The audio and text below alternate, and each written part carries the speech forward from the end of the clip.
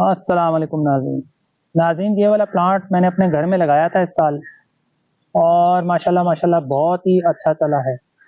इसे प्लांट कहेंगे, वीड कहेंगे या पता नहीं क्या हर्ब हर्ब कह सकते हैं कि ये हर्ब है।